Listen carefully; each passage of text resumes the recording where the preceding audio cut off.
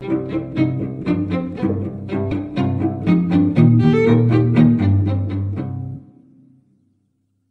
chasse au trésor, le repère de Flint. « Jim, me dit Silver dès que nous fûmes seuls, si j'ai sauvé ta vie, tu as sauvé la mienne, et ça je l'oublierai pas. J'ai vu le docteur qui te faisait signe de filer. Oui, je l'ai vu du coin de l'œil. Et je t'ai vu dire non, aussi clair que si je t'entendais. Jim, c'est rudement bien de ta part. »« Camarade, déclara-t-il au pirate, vous avez de la veine que tourne-broche et un peu de tête pour vous tous. J'ai eu ce que je voulais, y a pas à dire non. Pour sûr, ils ont l'Hispaniola. Où qu'ils l'ont mise, j'en sais rien. Mais quand nous aurons découvert le trésor, faudra se remuer pour trouver le bateau. Et alors, camarades, nous qui avons les canots, on a l'avantage sur eux. Quant à notre tâche, poursuivit-il, je crois bien que c'est sa dernière conversation avec ceux qui l'aiment tant. J'ai eu mes renseignements grâce à lui et je l'en remercie bougrement, mais à présent c'est fini. Je le tiendrai en laisse au bout d'un filin pendant qu'on cherchera le magot. Lorsqu'on aura le bateau et le trésor et qu'on sera en pleine mer comme de joyeux compagnons, alors on discutera au sujet de M. Hawkins, pour sûr. Il n'y avait rien d'étonnant à ce que les mutins eussent retrouvé leur bonne humeur.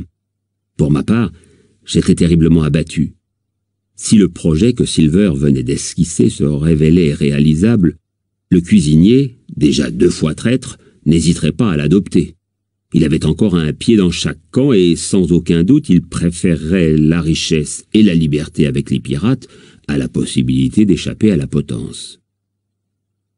S'il y avait eu quelqu'un pour nous voir, nous lui aurions offert un étrange spectacle, tous en vêtements de marins maculés de taches, et tous, sauf moi, armés jusqu'aux dents.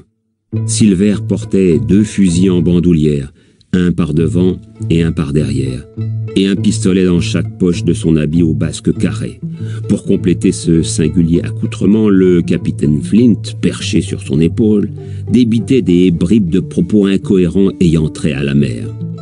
J'avais un filin noué autour de la taille et je suivais docilement le cuisinier qui tenait l'extrémité de ma laisse tantôt dans sa main libre, tantôt entre ses fortes dents. À vrai dire, il me menait exactement comme un ours savant. C'est en cet équipage que nous nous mîmes tous en route, y compris l'homme au crâne fendu qui aurait certainement mieux fait de rester à l'ombre, et gagnâmes à la file indienne le rivage où les 2 yawls nous attendaient. Nous nous répartîmes donc en 2 groupes avant de nous lancer sur les eaux de la baie. Tout en ramant, les boucaniers se mirent à discuter au sujet de la carte. Naturellement, la Croix-Rouge était beaucoup trop grande pour nous guider de façon précise et la note manuscrite au verso présentait, comme vous allez le voir, une certaine ambiguïté.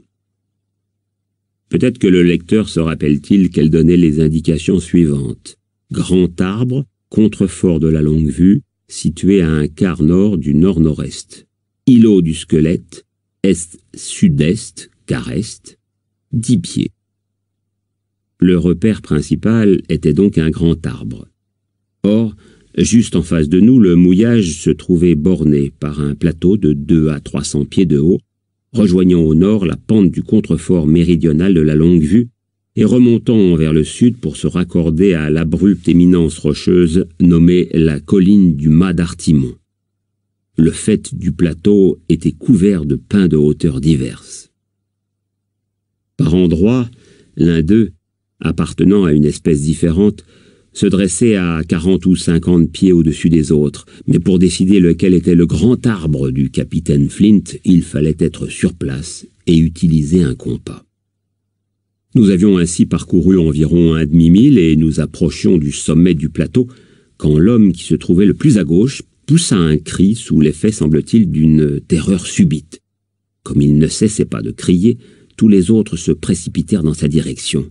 « Il veut pas avoir trouvé le trésor, dit le vieux Morgan, qui venant de notre droite passa devant nous en courant puisque la cache est tout en haut. » En effet, comme nous le constatâmes en arrivant sur les lieux, il s'agissait de tout autre chose. Au pied d'un pin assez gros, ligoté par une liane verte qui avait soulevé certains petits os, gisait un squelette humain, recouvert de quelques lambeaux d'étoffe. Je crois que ce spectacle glaça tous les cœurs, l'espace d'un instant. C'était un marin, déclara George Merry, qui, plus hardi que les autres, s'était approché pour examiner les haillons. En tout cas, il portait du bon drap de marin.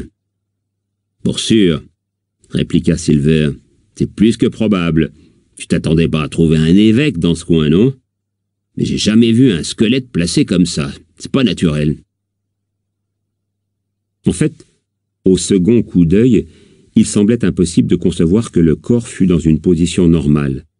À part quelques os un peu en désordre, l'œuvre des oiseaux qui s'étaient nourris du cadavre ou de la liane à la poussée lente qui avait peu à peu enveloppé la dépouille, l'homme gisait selon une ligne droite parfaite, les pieds orientés dans une direction et les mains levées au-dessus de la tête comme celles d'un plongeur, exactement dans la direction opposée.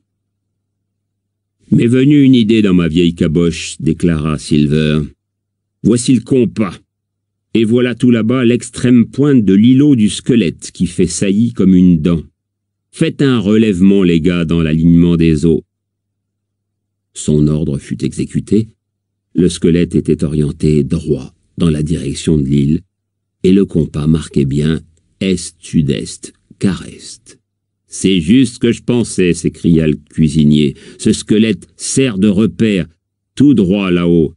Il y a notre étoile polaire, et le magot. » « Il reste rien du tout, » déclara George Merry qui continuait à fouiller parmi les os. « Pas un liard, pas une blague à tabac. Ça me paraît pas naturel. » « Non, pour sûr, » approuva Silver, « c'est pas naturel et c'est pas très agréable. Tonnerre de Dieu, les gars, si Flint vivait encore, ça chaufferait bougrement ici pour vous et moi. 6 qu'ils étaient, tout comme nous, et il n'en reste plus que les os. »« Mais je l'ai vu mort de mes 2 yeux, dit Morgan. »« Ah, mort, pour sûr qu'il est mort et enterré, fit Silver. Il est mort et il se promène pas sur terre, pour autant que je sache. Du moins, il se promène pas de jour. Je vous en fiche mon billet. La peur est pire que le mal. Allons chercher les doublons. » Nous nous remîmes en route, bien sûr, mais malgré le soleil brûlant et l'éclatante lumière du jour, les pirates ne couraient plus à travers bois, chacun de leur côté en s'interpellant. Ils marchaient côte à côte et parlaient à voix basse. La terreur du boucanier mort leur avait enlevé tout leur entrain.